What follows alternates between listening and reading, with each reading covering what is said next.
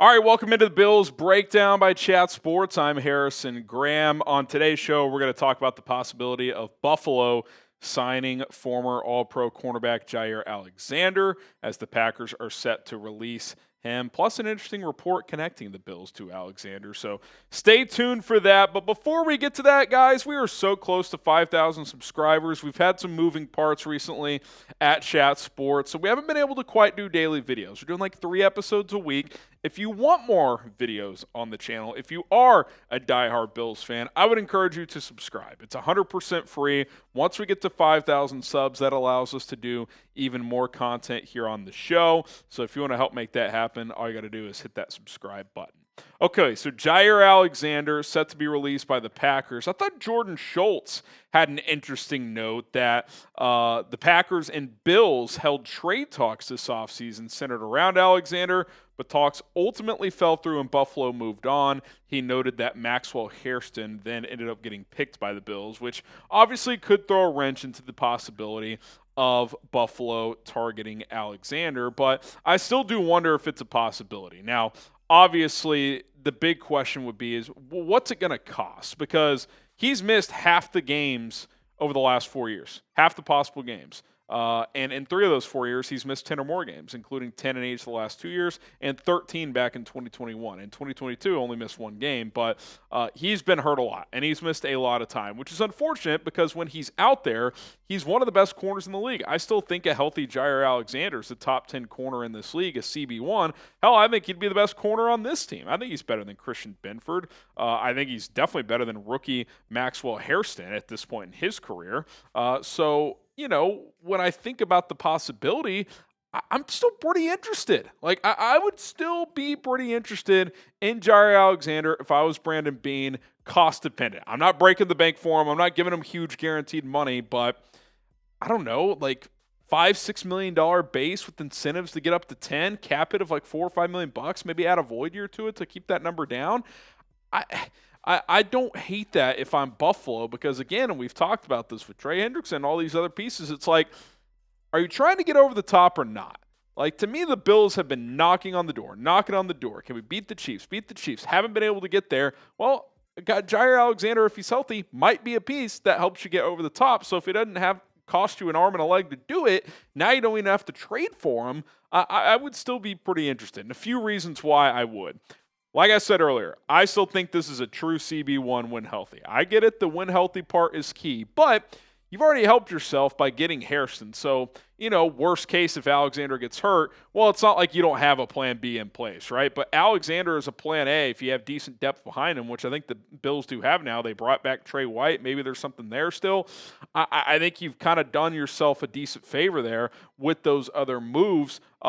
His coverage grade was still excellent last year when he was out on the field per PFF, one of the better coverage grades in the NFL. He's a sticky corner, can play in different schemes. It's not like he's super old. I think he's 29 or 30. It's not like this is, Stephon Gilmore hanging on at 34, 35. It's just the injury concerns. When he's healthy, he is still a lockdown player. Okay, number 2, it helps hedge for Maxwell Hairston, the rookie corner you drafted, because I liked Maxwell Hairston, and I thought he was the highest ceiling corner in this draft given his physical attributes of a true 4-3 flat guy. He can really run. But if you watch him at Kentucky and look at kind of some advanced numbers, he gave up a lot of yards and completions. Like, to me, there's still some decent development needed there for Maxwell Hairston. Like, right now, if you told me he's a league average corner as a rookie, that's probably a win for the Bills in his rookie year because I thought Trey Amos was a more NFL-ready corner. I think Azariah Thomas, you could make that argument as well, but those guys aren't as fast as Hairston. So the Bills took a swing, which I appreciate it, but if you want to hedge for that and bring in a guy like Jaire Alexander and see what you can get out of him and take some pressure off Hairston, I think that's a decent idea if I'm Brandon Beane in Buffalo. And then lastly, it just raises the ceiling of your defense and your team. A guy like this doesn't hit the free agent market often. And why is he hitting the free agent market? Because of his contract and his injury history. So I get it. It's not some guarantee that it's going to go swimmingly. Like, he's missed a lot of time. Odds are he's more likely to get hurt than not. But hell, if you get 10 games, 12 games, if he's healthy for the playoffs, that's a win.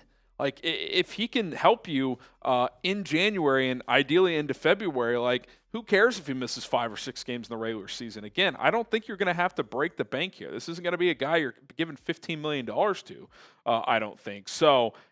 I like a lot of the pieces on this Bills defense. I think they're good at all 3 levels now, but a healthy Jaire Alexander potentially makes them a great defense. They've added to that defensive line. The linebacker crew, if healthy, is pretty solid. They've gotten a little bit better at safety. They drafted Maxwell Harrison. You add Alexander to that. Like, if they don't want to take the big swing for Hendrickson and give him $100 million guaranteed, totally understandable. It's a big risk. This isn't that big of a risk. If it doesn't work out, no harm, no foul. It was probably a 1-year incentive-laden deal anyway, right?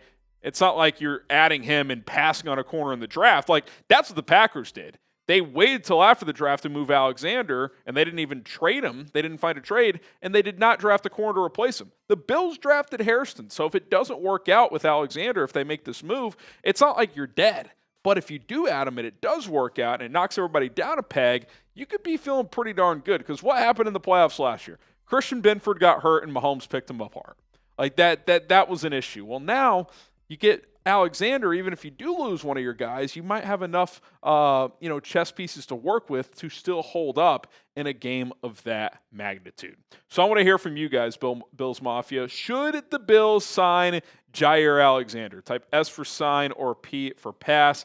I'd be pretty interested here. I don't think it's going to cost a lot. Sure, if it is $15 million, okay, like, don't sign him. But, like, I don't think it's going to be. I think he's going to sign with a contender on a base deal of $5 to $8 million with incentives up to 10 to 12. That would be my guess.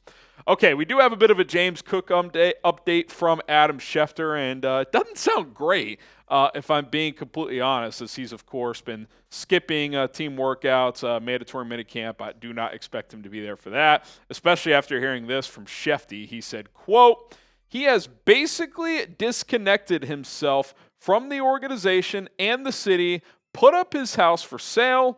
I don't think we'll be seeing him in Buffalo anytime soon." I feel pretty firm here. I don't think he's playing without a new contract. And I think this is a smart play for young ascending running backs because the shelf life is only so long. Like, certain position, it's like, all right, man, like, get out there and play. But you only can take so many hits as a running back before your body breaks down. And luckily for Cook, and I think for the Bills, I'd be motivated here, his touches have been relatively low throughout his career. I would feel comfortable giving him a 3 or 4 year extension at a hefty price tag, like $15 million. And I think that's a fair deal, given the market, given where it's gone. He's not Saquon Barkley. He's not healthy Christian McCaffrey. As a pure runner, he's probably not Derrick Henry, but given that he's, 6, 7-ish years younger, he's a better pass catcher than Henry, I would be comfortable giving Cook 3 for 45, 4 for 60, with, 2/3 of the contract guaranteed, and calling it a day. He's better than current Alvin Kamara.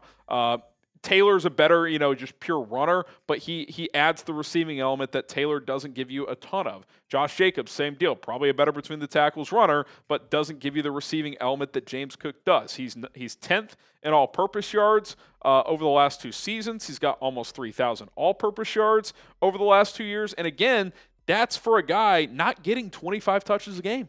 Like, they still run Josh Allen a lot. They use their other running backs. And you might say, well, Harrison, if they use their other backs, why would they pay James Cook?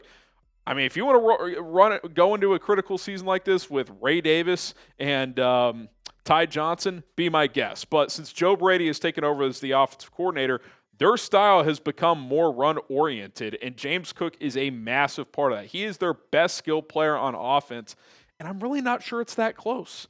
Like, is Dalton Kincaid better? I don't think so. Is any of the 7 receivers they have better than James Cook? I would take James Cook. Like, to me, this is just, this is kind of like the Terry McLaurin with the Commander situation. Like, can you really afford to mess around with this one? I would say no. And I get it. He's under contract. But, like, if I'm James Cook, I'm probably not showing up to training camp for $4 or $5 million, whatever it is. Like, I've outplayed my rookie contract. I'm a top 7-ish running back in this league. Pay me top 5 money. I'm not asking for McCaffrey, not asking for Saquon money. I don't need $20 million a year, but I need $15 a year. And I think he's worth it, especially with how dynamic and how true of a 3-down back he is in this Joe Brady, Josh Allen offense. What do you think? Do you think James Cook reports to training camp without a new deal? Because I do not. Type Y for yes, you do. Type N for no, you don't. I don't think he will. Be sure to hit that subscribe button. We got you covered all offseason long. And again, let's get to 5,000 subscribers here on the Bills Breakdown. We would greatly appreciate it. We'll see you guys next time.